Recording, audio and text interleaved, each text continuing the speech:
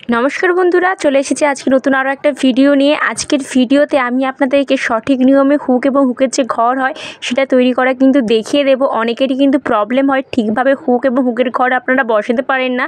অনেকেরই প্রবলেম হয় যখন এই হুক আর হুকের ঘর একসঙ্গে বসানোর পর যখন টান দেয় অনেক সময় কিন্তু ফুলে থেকে যায় এবং কাপড় কিন্তু বেরিয়ে থাকে।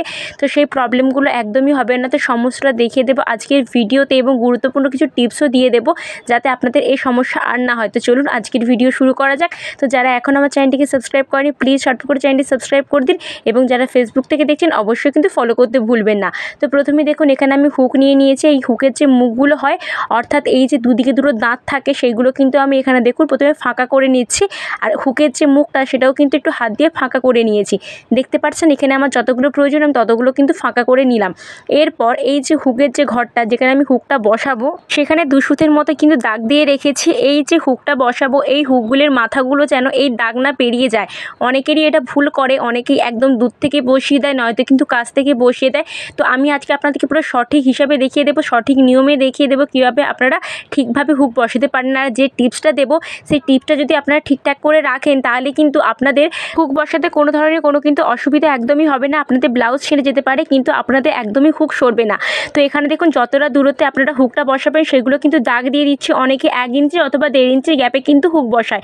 তো এখানে দেখুন দাগ দেবার পর এখানে একটা লাগবে মেশিনের সুচ। তো মেশিনে যে সুচটা আমরা ব্যবহার করি নর্মালি সেই সুচটা নিয়ে কিন্তু এখানে দেখুন যে দাগটা দিয়েছি সেখান থেকে হোল করে নিলাম, অর্থাৎ ঢুকিয়ে দিলাম। এইখানটা থেকে কিন্তু আমরা এবারে হুকটা যে আছে হুকের যে মাথাটা দিয়ে এই হোলের ভেতর দিয়ে কিন্তু প্রবেশ করিয়ে দেবো। এভাবে করলে কী হয়, হুকটা কিন্তু আপনাদের একদমই সরবে না, যেখানে আপনারা ঢুকিয়েছেন সেখানে কিন্তু থেকে যাবে। এইভাবে প্রত্যেকটা কিন্তু করে নিয়েছি।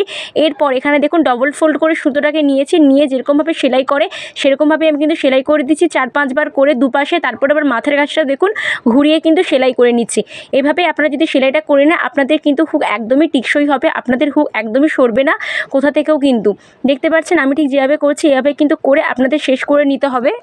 প্রথমে এই যে পাশে যে দুটো দাঁত আছে সেই দাঁতে কিন্তু আমি সেলাইটা করে নিচ্ছি, তারপর আবার মাথার কাছেও কিন্তু সেলাই করে নেব। আর এখানে অবশ্যই কিন্তু মজবুতি দিয়ে সেলাই করবেন, সুতোটা কিন্তু আপনারা চারপাটেও করে নিতে পারেন। তো এখানে দেখুন সমস্তটা আমি হুকের করে নিয়েছি, হুকটা বসিয়ে নিয়েছি। এবার এখানে আমি হুকের যে ঘরটা হয় সেটা কিন্তু বসিয়ে দেখাবো। তার জন্য দেখুন অনেকেই ভুল করে কি যে একদম দূর থেকে হুকের ঘরগুলো করে, কিন্তু এই যে আমরা সেলাইটা করেছিলাম এই সেলাইয়ের পাশ থেকে কিন্তু এখানে হুকের ঘরটা করে নিতে হবে। তার জন্য দেখুন হুকটা একটার উপর একটা রাখলাম হুকের ঘরের ওপরে, তার উপরে কিন্তু দেখুন দাগগুলো দিয়ে দিয়েছি একদম সঠিকভাবে।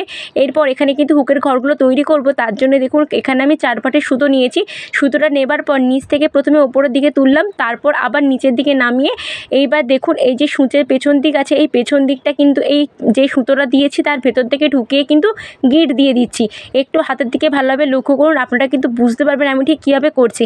এভাবে কিন্তু আপনারা হুকের ঘরটা করে নেবেন এবং হবার পর নিচের দিকে আবার ঢুকিয়ে কিন্তু গিঁট দিয়ে দেবেন। আর হুকের ঘর কিন্তু অনেকে এটা ভুল করে, হুকের ঘরগুলো একটু বড় বড় লম্বা লম্বা করে। হুকের ঘর কিন্তু খুব বেশি লম্বা হয় না, ছোটোর ওপরেই হয়, যাতে শুধুমাত্র হুকের যে মাথাটা সেটা কিন্তু যায়।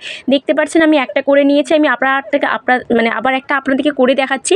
তার জন্য দেখুন প্রথমে নিচ থেকে ওপরের দিকে দিলাম, আবার নিচের দিকে নামিয়ে এই দেখুন সূচের পেছন দিকে কিন্তু আমি এখানে গিঁটটা করে নিচ্ছি। আর চাইলে আপনারা বাঁ হাতে কিন্তু এই যে সুতোটা আছে সেটা কিন্তু ধরে রাখতেও পারেন।